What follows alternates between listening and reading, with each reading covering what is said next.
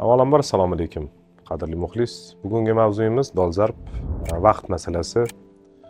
Uni qanaqa samarali o'tkazish to'g'risida o'zimizni orttirgan tajribalarimiz bilan bo'lishmoqchimiz.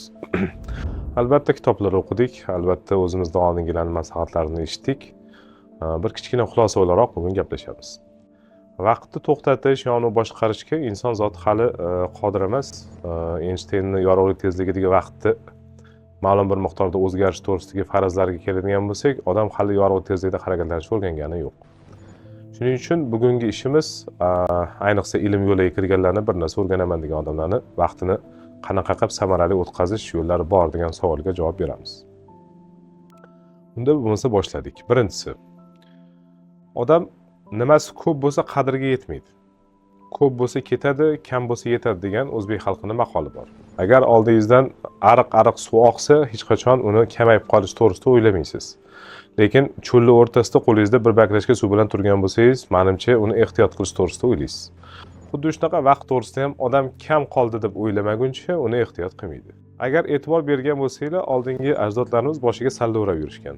Salladan maqsad o'tda toza mato bo'lgan, bu o'ziga yarasha kafan ma'nosida bo'lgan. Ya'ni kim ular o'limni har doim bo'yniga olib yurgan. Agar siz ham umrim oz qolgan, bilmaysiz avvalo qancha qolganini, avvalo umrimiz uzoq bo'lsin. Ertaga 4 oy qolgan, 5 oy qolgan, 3 oy qolganini faraz qilmasangiz yoki qisqa vaqt qolgan deb o'ylamasangiz, bu imtihongachami, boshqagachami, hech qachon vaqtni samarali o'tkazish payida bo'lmaysiz. Odam yoshligida umrim uzoq deb o'ylab, o'limgacha hali ko'p deb o'ylab, ayrim holatlarda bilib tursa ham gunoh ish qiladi. Lekin qarib qolgan odamga e'tibor beradigan bo'lsangiz, umri kam qolgan odamni yoki kam qolganini bilgan odamni ko'rsangiz, bu bemorligidanmi, boshqaligidanmi, iloji boricha yaxshilikka intilib qoladi. Demak, vaqtda samarali o'tkazishning eng asosiy birinchi sharti uni kam deb o'ylash. Va u rostdan ham kam. Ishoning 100 yil ham bu katta vaqt emas, ko'p narsaga erishib bo'lmaydi bu vaqtda. Ikkinchisi, vaqtni samarali o'tkazish uchun prioritet deydi, afzal narsalarni tanlab olish kerak.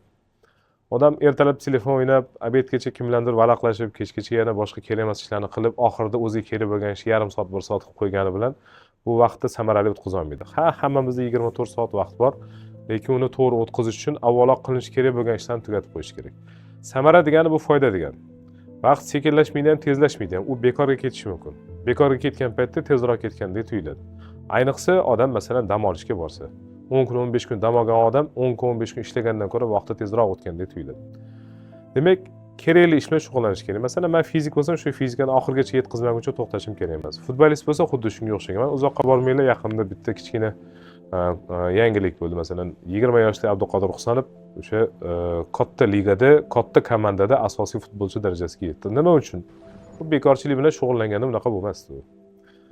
Shunga o'xshagan juda ko'p yana misollarni keltirish mumkin. Agar doktor bo'lsangiz, shuni oxirigacha o'rganing.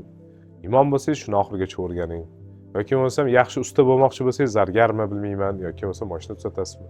Toki shuni hamma sizdan so'raydigan darajada, ayniqsa mutaxassislar maslahat so'raydigan darajaga chiqmagunizcha, vaqtingiz samarali o'tgan hisoblanmaydi. Nega bu vaqtni samarali o'tkazadi? Odam asosiy vaqtini kerakli narsaga ishlatib bo'lgandan keyin undan keladigan daromad bor. Bu ma'naviy, moddiy va hokazo odamga obro' olib keladi. Bunaqa paytda odamning imkoniyati kengayadi. Kecha bir o'zingiz harakat qilayotgan bo'lsangiz, nimagadir erishishga, endi siz katta ustasiz, endi siz katta futbolistsiz yoki endi katta olimsiz. Sizga yordamchilar, xayrixohlar siz atrofingizda komanda bor. Ular siz qilmoqchi bo'lgan ishni tezroq va yaxshiroq qiladi. Va uchinchisi, oxirgi beradigan maslahatimiz bu vaqtini samarali o'tkazadigan odamlar bilan birga yurish kerak.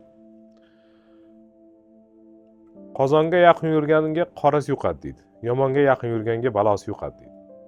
Odam atrofida qancha ko'p vaqtni qadrlaydigan odamlar bo'lsa, o'shalar bilan yursagina vaqti qadrli o'tadi. Nimaga? Meni bilganim, men yashab o'tganimdan, atrofimdagilarni bilganim ularni yashab o'tgandan. Ularning tajribasidan foydalanmasdan turib, bu hayotda yaxshi yomonni farqiga borish qiyin. Vaqtni tejaydigan odam qattan bilamiz uni tejayaptimi yo'qmi? Birinchi navbatda boyaga aytgan ikkita narsaga amal qiladi. Ya'ni kim vaqtni kam deb o'ylab, ko'p narsani kerak narsaga sarflashga harakat qiladi. Ko'p vaqtni kerak narsaga sarflashga harakat qiladi. Ikkinchi belgisi ular qisqa balonda gapiradi. Telefonni quvib olib, qalaysan, baloydi, battar deb rosa vaqtni cho'zib, kerak emas narsalarni gapirib o'tirmaydi yo choyxonaga borib olib, siz bilan umuman kuchi yetmaydigan mavzularda, masalan, olaylik, Putin bilan Tramp to'g'risida gaplashib o'tirmaydi siz bilan. Dangalni aytadi, boshqa gapni cho'zib o'tirmaydi. o'zini ishi bo'ladi. Hamma ishini tugatgandan keyin menga ruxsat deydi, borib ketadi.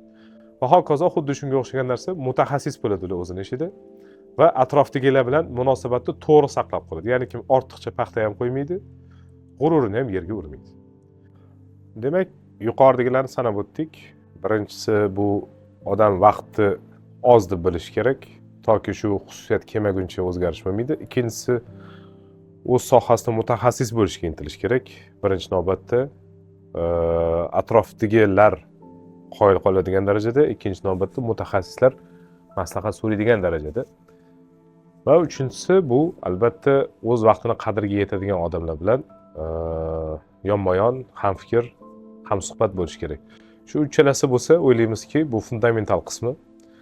Undan keyin yana o'zingizni fikringizni qo'shib, kengaytirib, rivojlantirib borasiz va o'z vaqtingizni samarali ishlatishni o'zingizga moslashtirilgan formatini ishlab chiqasiz. E'tibor uchun rahmat.